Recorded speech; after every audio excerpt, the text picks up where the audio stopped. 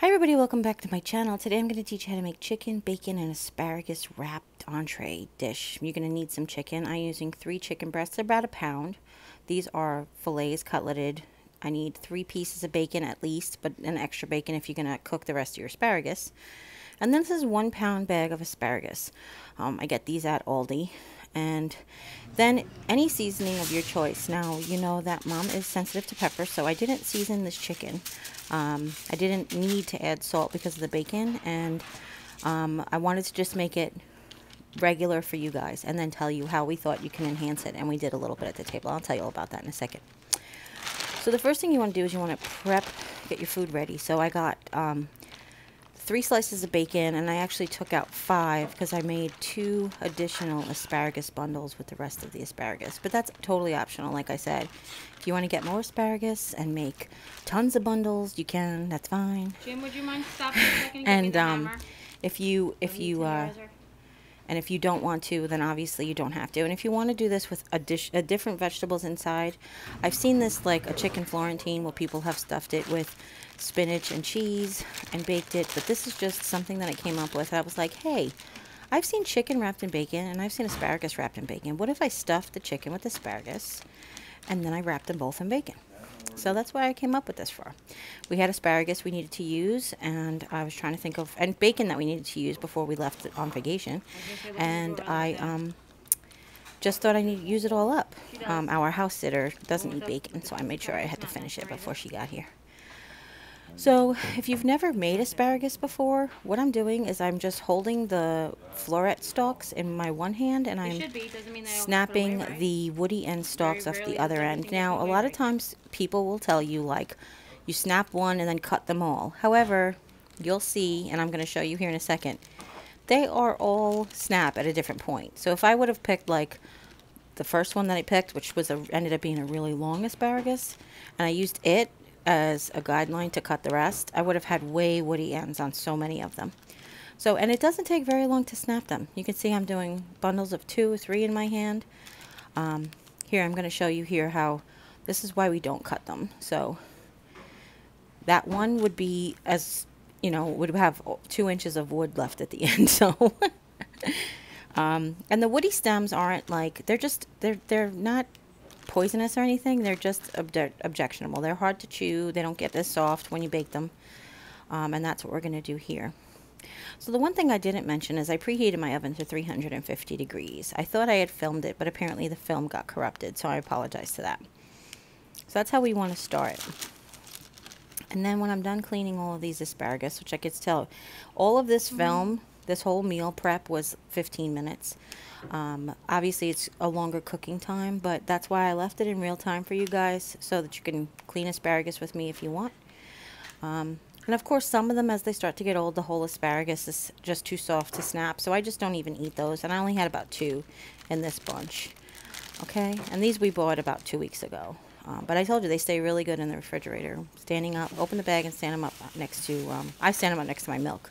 There is also where you can put them in a glass of water with the rubber band tied around. If you get like the asparagus in a rubber band already at the store, you can do that.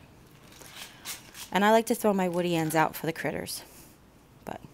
So we're going to pound the chicken, and what I like to do is, you guys have seen me prep chicken before, and if you haven't, it's in the cooking playlist, but I'll link it down below. And what I do is I take whole skinless, boneless chicken breasts, and I cut the tender off, and then I fillet the rest in half, long ways. So I get 2 fillets out of each breast. So this is actually 1.5 breasts, which does equal about a pound. And speaking of pound, now I'm taking my mallet, and while it's still in the plastic bag, I might as well use the plastic bag. It's going to go in the garbage anyway. I'm using it to pound the chicken, and mostly I'm just pounding the fattest parts to make them as thin as the thinnest parts. And you want to do this is because not only is it going to spread the chicken out so it will cover most of the asparagus, but it also makes the even cooking time. And that's what we're looking for. We're looking for the chicken to cook as evenly as possible. So now the fattest end of the chicken, I'm just going to lay some asparagus. Now, this is my first time doing it, and I realized 2 things. When I made Jimmy's piece, I should have hid the ends. Or I could have flip-flopped them so that there was florets and ends on opposite ends. So each side of the chicken had some florets hanging out. But that's just optional. Now, if you did want to season the chicken, Jimmy thought garlic salt or garlic powder would be great at this point. I would season the breasts before I did anything else. And then, of course, my brain was like, oh, we could always add butter. We could always add olive oil. But you know what? It ended up turning out really well. He got barbecue sauce to the table just in case, and he ended up not needing it. Now, because the chicken is wet and the bacon is fatty, you don't need toothpicks. You just want to make sure that once you wrap it around, you put your seam side down onto the pan to start off cooking. Okay, so let's see me do that again with better lighting. Sorry about that. So I laid the chicken breast down, and then I took a bunch of asparagus. Now, Mom likes the real thin ones, so her chicken cutlet is last. So I'm making sure that I only pick out, I'm leaving her the thin asparagus. I'm taking all the good meaty ones, or nice and meaty ones. I know good is subjective, so.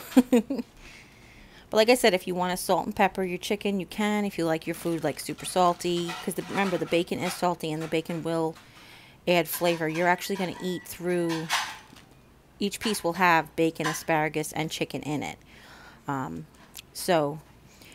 Like if you want to season them with garlic powder, onion powder, any of that stuff, probably would just be just as delicious. Okay, so now I'm rolling the chicken around the asparagus, and then just keeping the end tucked while I grab my piece of bacon. And then I'm going to start covering that little end, the last end of my chicken I'm going to cover with the beginning of my bacon, just to help hold it down. And then I'm just going to wrap it around, and I'm going to go from like one end to the other and make sure I cover the chicken entirely. And this is just bacon from Walmart. It's hickory smoked regular bacon, not thick slices or anything. Okay? Not center cut either, just regular bacon. And then the last one, you'll see that I'm doing with Mom's, is she's going to have the super skinny asparagus. So I'm going to pick out all the super skinny asparagus for her. And I'm doing the same thing. I'm repeating the same process. So like I was saying, after I cooked them all, Jim decided he didn't need barbecue sauce. I didn't need anything. Mom salts her food before she tastes it anyway, so she salted it and she loved it. But I didn't think it needed anything. Jim sprinkled some garlic salt on it, and he thought that that was exceptional and didn't need any barbecue sauce. So you could see just in one household how we have 3 different tastes, right? Okay, and now it doesn't make a difference how you lay them out. Like I said, with Jim's, knowing that Jim was going to cut the stems off the other end, I probably would have flip-flopped them so he wouldn't have had a choice to eat half. Got to eat your veggies, and you got to get them in however you can. There we go. And now roll the last one, and we start with the fat end because it will hold the asparagus better. And even though that is like 3 layers of chicken thickness, it still cooks really well. And it was really not dried out at all, which I was kind of surprised about. Not surprised, pleasantly happy that for creating a recipe, you never know how it's going to turn out the first time. So, all right, and now for the rest of the asparagus, I'm just going to take 2 strips of bacon, and I'm going to split the rest of the asparagus in half. And I'm just going to make regular asparagus roll. Like I said, this was inspired by bacon wrapped asparagus and bacon wrapped chicken, and I thought that they could marry each other. All right, and again, I'm not seasoning the asparagus, but you could if you wanted to, 100%. I'm just going to lay the pieces of bacon out, and I'm just going to get half of each asparagus on each side. So how I decided to do it, you can see there I'm just like laying them, but then I realized I go back. I'm going to put all the asparagus in my one hand, and I'm going to pick all of the ones of the same size. So you'll see that. Hold on. I've actually going to turn them upside down, tap the stems so I can see, tap the florets so I can see the stems. And now that it's off camera, and I'm so sorry, I didn't know it was off camera. Oh, now you can see there a little bit. So I'm taking all of the long ones that are sticking out, and I'm laying them in one side because I want them to cook evenly. And I feel like they'll bake evenly if they're of the same length, you know? So that's how I split them in half. Plus, it looks pretty. Now, if you want uniform asparagus, snap them all and then cut them if you want. You can lay them all in the same size and then you can cut them. It's just a waste of vegetables is why I don't do it like that. Didn't stick to I hate to waste money. I hate to throw food in the garbage. In America, we throw too much food in the garbage already. So do what I can do.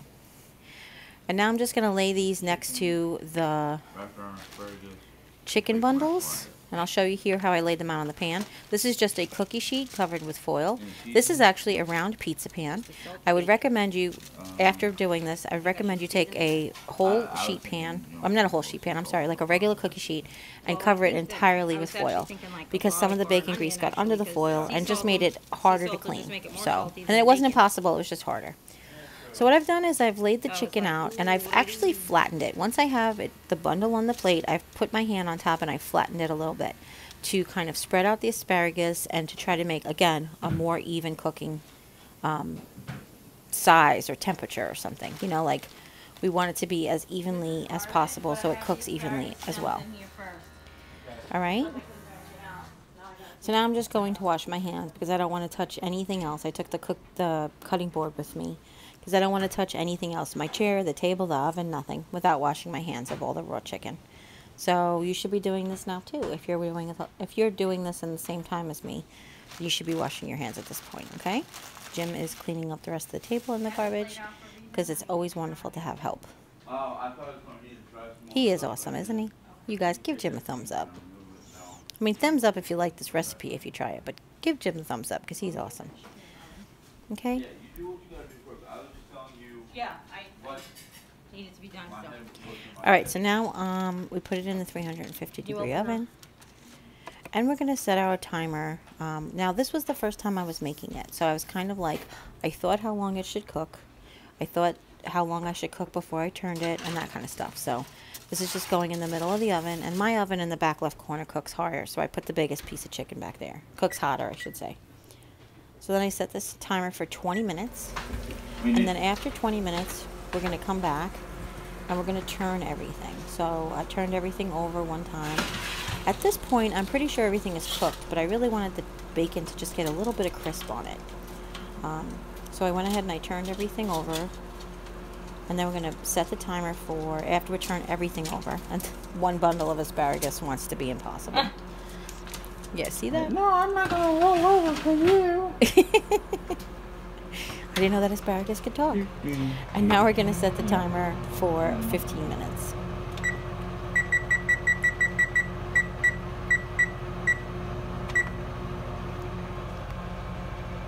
So then after 15 minutes is up, I'm going to check it. I'm going to take its temperature, and we want white meat chicken to be between 165 and 170 to be safe, but anything more than that might just make it too dry.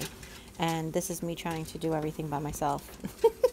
Trying to turn it, take its temperature, and everything at the same time. I think I eventually need to ask for help. What do you think, guys? I should probably ask for help. I'm so professional.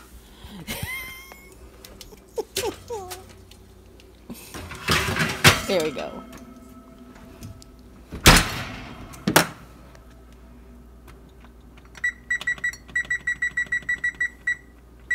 So now we're turning the oven up to 425 for 5 minutes.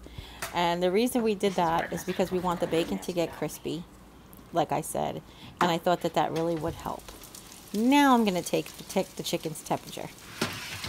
So, there you go. My oven makes they put a smoke detector right above my oven. And whenever my oven cooks higher than 425, it goes off. Or actually higher than 400. So now we're going to take the chicken's temperature. This is not an instant read thermometer, but it's pretty close. It is a digital thermometer. It's pretty nice. It does go a lot faster than the regular thermometer. And okay, perfect. So let me ask your opinion. Do you think that the bacon should be crispier? Mom would like it crispier. I don't care. I don't like it that crispy. You know that. Yeah, that's Mom's there. So why don't I do this? I'm gonna put it on for 5 more minutes on this side. Crisp up the tops.